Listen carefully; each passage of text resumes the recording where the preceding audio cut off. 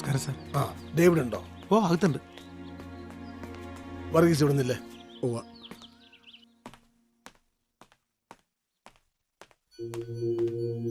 ഈശോയെ, ഇതാര്? ഇരുന്നാട്ടെ സാറേ. എന്റെ മോൻ അറുങ്കൊല ചെയ്യപ്പെട്ടു എന്നറിഞ്ഞ് എന്റെ വീട്ടിലെത്തിയത് ആയിരങ്ങളായിരുന്നു. അവരുടെ ഒന്നും മുന്നിൽ ഒരു നിമിഷം പോലും പതറാതെ നിന്നവനാ ഞാൻ. ഉള്ളിലെ കരച്ചില് 2 തുള്ളിയായി പുറത്തേക്ക് വന്നത് നിന്റെ മുന്നിലാ. അത് നിന്നോട് അത്ര സ്നേഹമുള്ളതുകൊണ്ടാ, എനിക്ക് ആ വാത്സല്യം ഉള്ളതുകൊണ്ടാ. പിഴയായി പോയ മൂത്ത മോന്റെ സ്ഥാനത്ത് നിന്റെ പോലൊരുത്തനെ ദൈവം തമ്പുരാൻ എനിക്ക് തന്നില്ലല്ലോ എന്ന് പലപ്പോഴും ആലോചിച്ചിട്ടുള്ളവനാ ഞാൻ. എന്നോട് നീ ഇത് കാണിക്കാൻ പാടില്ലായിരുന്നു ഡേവിഡേ. ഒരു കാപ്പിയെ കൊച്ചിന്റെ കയ്യിൽ കൊടുത്തു വിട്ടെ. പഞ്ചസാര വേണ്ട. സൽക്കാരത്തുള്ള സമയമല്ല ഡേവിഡേ. എന്റെ മോനെ കൊന്ന പെൺകുച്ചിനെ നീ രക്ഷിക്കാൻ ശ്രമിക്കുന്നത് എന്തിനാ? എന്താ നിനക്ക് എന്റെ ഉള്ളിലെ റോള് ഒന്നറിയണം. അതിനാ ഞാൻ വന്നേ. സാറേ, വളരെ സിമ്പിളായ ഒരു ഉത്തരം എനിക്കിതിന് പറയാനുള്ളൂ. സാറിന്റെ മോൻ ബെന്നിയെ കൊന്നത് ആ കൊച്ചല്ല. അത് തീരുമാനിക്കേണ്ടത് പോലീസും കോടതിയല്ല കുഞ്ഞ്. നിന്റെ അപ്പന്റെ സുഹൃത്ത് ഈപ്പച്ചന്റെ മോളാണ് ആ പെണ്ണ്. അതാണ് നിന്റെ ന്യായമെങ്കിൽ ഈപ്പച്ചൻ എന്റെ അളിയനായിരുന്നു. ഈ പറയുന്ന മേൽവിലാസവും കൊമ്പത്തെ ബന്ധുക്കളും ഒന്നും ഇല്ലാത്തൊരു പാവമാണ് അവളെന്ന് വെച്ചാലും ഡേവിഡ് ഈ ചെയ്ത് തന്നെയൊക്കെ ചെയ്യും. ഈ അളിയന്റെ മോളെ കഴിഞ്ഞ 10 വർഷത്തിനിടെ കണ്ടിട്ടുണ്ടോ സാറ്?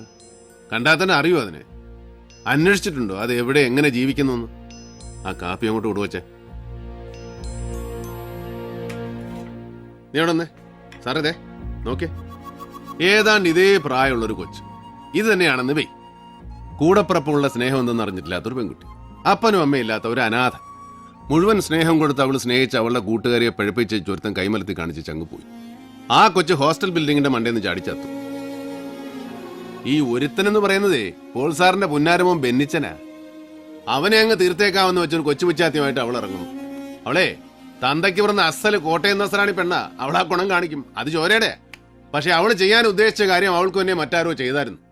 അതാരെന്ന് അന്വേഷിച്ച് കണ്ടുപിടിക്കുന്നതോ പോട്ടെ, അവളുടെ തലയിൽ ആ കുറ്റം ചാർത്തി ചടങ്ങ് തീർക്കാൻ ബന്ധപ്പെടുന്ന പോലീസും അതിന്റെ പിന്നെ മറഞ്ഞിരുന്ന് ചരട് വിളിക്കുന്ന ആളോ ആളുകളോ അതാരാണെന്ന് ഡേവിഡിന് അറിയണം. അത് നിന്റെ ജോലിയല്ല. നിരപരാധിയാണ് ആ കുട്ടിയെങ്കിൽ അതിന്റെ കൂടെ ദൈവം കാണും. ദൈവം കാണും.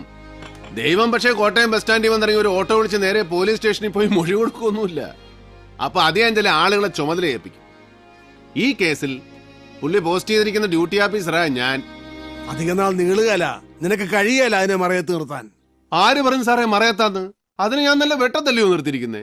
പിന്നെ ശരിയാ, ഒരു ദിവസം ഞാൻ ഹാജരാക്കും. നീതിയും ന്യായവും നടക്കുന്ന എനിക്ക് ബോധ്യമുള്ള ഒരു സ്ഥലത്ത് ഞാൻ അവളെ കൊണ്ടുവന്ന് നിർത്തും.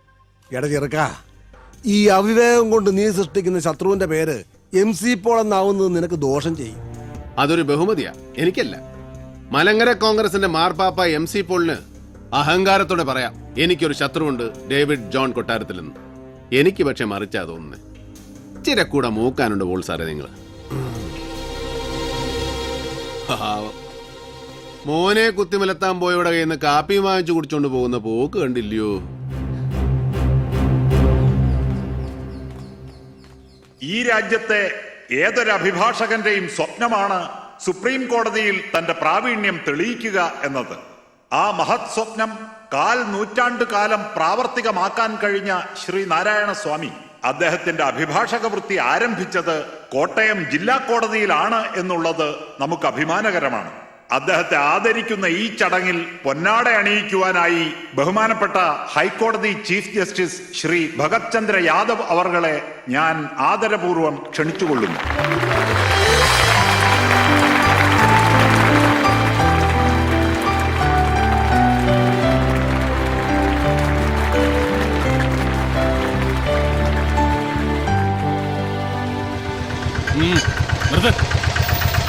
നിർത്തോ സോഡയാ സാറേ? രാജഗോപാൽ സാറേ, ക്ലബിലേക്കുള്ള സോഡയാ. Johnny sir. സർ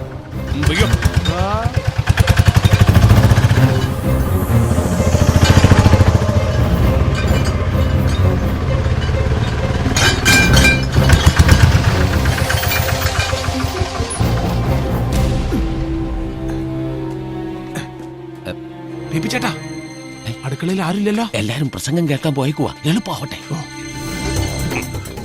കഴിക്കേ.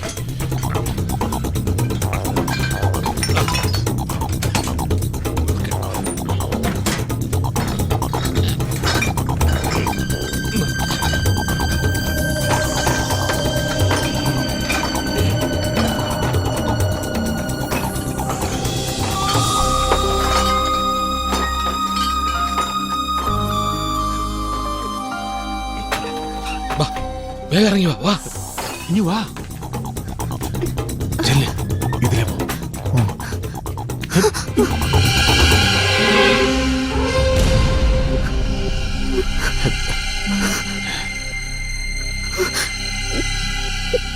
നീ എന്നാടാ ഇവിടുത്തെ സോഡ സപ്ലൈ തുടങ്ങിയത്? എന്നെ വലിപ്പിക്കാനുള്ള ഈ കളിയില് തനിക്കൊക്കെ പങ്കുണ്ടല്ലേ?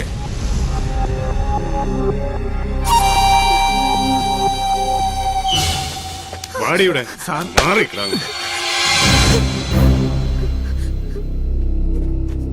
അണ്ണാ അവളെ അങ്ങ് വിട്ടേക്ക്. ഉവ്വ വിട്ടു. 2 തവണ ഈ കൊച്ചുകാരനെ ഞാൻ ഫുള്ളായതാ. 2 താൻ എനിക്കിട്ട് വെച്ചു. ഇനിയും ഞാൻ ഇവിടെ വിടണമല്ലാടോ. പറയുന്ന കേക്ക്. അവളെ ഞാൻ ഇവിടെ കൊണ്ടുവന്നെങ്കിൽ അതിനൊരു ഉദ്ദേശമുണ്ട്. ഡേവിഡ്, തന്നെയും കൂടെ ഞാൻ പൊക്കേണ്ടതാ. ഞാനത് ചെയ്യാത്തത് ഇപ്പോഴും നിന്നെ എന്റെ ഫ്രണ്ടായി കാണുന്നതുകൊണ്ടാ. വട്ടമ്പക്കല്ലേ, എനിക്ക് തനി പോലീസുകാരനാകേണ്ടി വരും.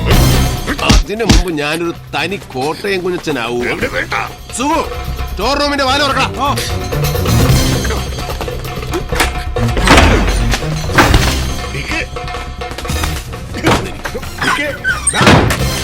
അടുത്തതായി നന്ദി പ്രകടനമാണ്. അതിനായി കോസ്മോ ക്ലബിന്റെ സെക്രട്ടറി ശ്രീ ഡേവിഡ് ജോൺ കൊട്ടാരത്തിലിനെ ക്ഷണിക്കുന്നു.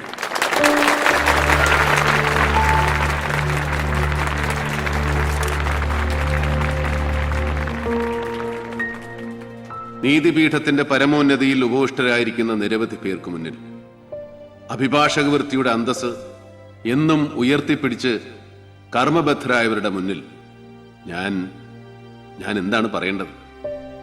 നമ്മുടെ നീതിന്യായ വ്യവസ്ഥയെ, നീതി പരിപാലന വ്യവസ്ഥയെ അത്യധികം ആദരിക്കുന്ന ഒരു സാധാരണ പൗരനായ ഞാൻ ഈ അടുത്ത കാലത്തുണ്ടായ ചില സംഭവങ്ങളെ ആധാരമാക്കി, ശ്രേഷ്ഠരായ ചിലരുടെ പ്രസ്താവനകളെ ആധാരമാക്കി ചില സംശയങ്ങൾ ചോദിക്കുക. തെറ്റുണ്ടെങ്കിൽ ബഹുമാന്യ സദസ്സ് സദയം പൊറുക്കുക. ഈ മഹാരാജ്യത്തിലെ ഏറ്റവും വലിയ സായുധ അക്രമി സംഘം പോലീസാണെന്ന് 40 വർഷങ്ങൾക്ക് മുമ്പ് അലഹബാദ് ഹൈക്കോടതി ജഡ്ജിയായിരുന്ന MN മുള്ള ഒരു വിധിന്യായത്തിലൂടെ പ്രസ്താവിക്കുകയുണ്ടായി. 40 വർഷങ്ങൾക്ക് ശേഷം ഗുജറാത്തിലെ സൊറാബുദ്ദീനെ അയൽ സംസ്ഥാനത്തിലെ മാർബിൾ ലോബിയുടെ വാടക കൊലയാളികളുടെ രൂപത്തിൽ വന്ന് കൊലപ്പെടുത്തിയത് അവിടുത്തെ ഉയർന്ന പോലീസ് ഉദ്യോഗസ്ഥന്മാരാണ്. സൈക്കിളിൽ ഡബിൾ പോകുന്നവന്റെ പോക്കറ്റിൽ കൈയിടുന്ന മണൽ മാഫിയാക്കാരന്റെ ടിപ്പർ ലോറി ഓരോ ട്രിപ്പടിക്കുമ്പോഴും ഊഴം വെച്ച് പിച്ചക്കാശ് വാങ്ങുന്ന ചില ഏമാന്മാരെ നമുക്ക് മാപ്പ് കൊടുത്തു വിടാം. പക്ഷേ FIR തിരുത്തി നിരപരാധിയെ അപരാധിയാക്കുന്ന പോലീസ് ക്രിമിനലുകൾ ഇന്നും കാക്കിയിട്ട് നമ്മുടെ നേരെ മീശ വിരിക്കുന്നുണ്ട്. ഇവിടെ ഈ നിമിഷം നിങ്ങളുടെ മുന്നിൽ നിൽക്കുന്ന ഞാൻ ഒരു ക്രിമിനൽ കേസിലെ പ്രതിയാണ്. കുറ്റം ഒരു കൊലപാതക കേസിലെ പ്രൈം അക്യൂസ്ഡിനെ സംരക്ഷിച്ചു എന്നതാണ്.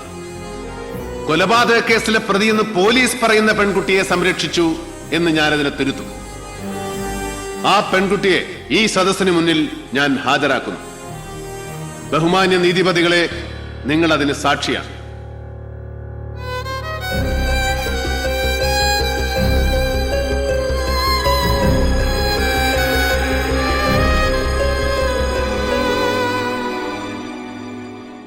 ഡോക്ടർ ബെന്നി പോളിന്റെ വധവുമായി ബന്ധപ്പെട്ട് പോലീസ് തിരയുന്ന പെൺകുട്ടി ഇതാണ്.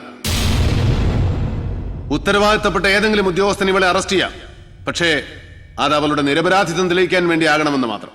അല്ലെങ്കിൽ നിങ്ങൾ സൃഷ്ടിക്കാൻ പോകുന്നത് മറ്റൊരു രക്തസാക്ഷിയാവാം. ബഹുമാനപ്പെട്ട സദസ്സിനെ ആ മഹത് വാക്യം ഞാൻ ഓർമ്മിപ്പിക്കുക. 1000 അപരാധികൾ രക്ഷപ്പെട്ടാലും ഒരു നിരപരാധി പോലും ശിക്ഷിക്കപ്പെടരുത്.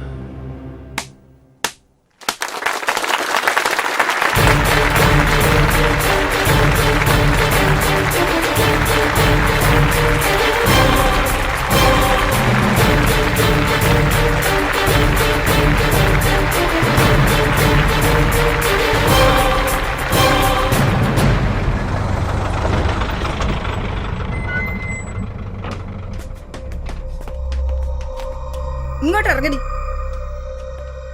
നടക്ക്.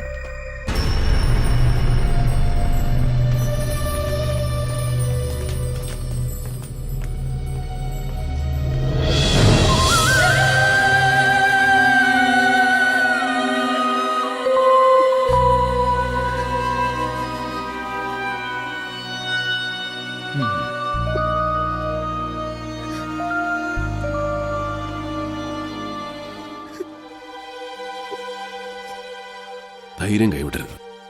ജീവൻ ജീവിതത്തിൽ ഇങ്ങനെ ഒരു എക്സ്പീരിയൻസ് കൂടി അങ്ങനെ കരുതിയാൽ മതി.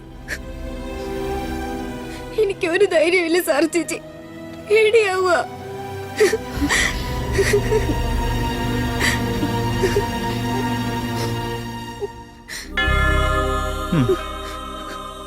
ഈ ബൈബിള് വെച്ച് ഒരാശ്രയത്തിന് ഇതിൽ മനസ്സ് മുഴുകുമ്പോ ഒരു ധൈര്യം കിട്ടും.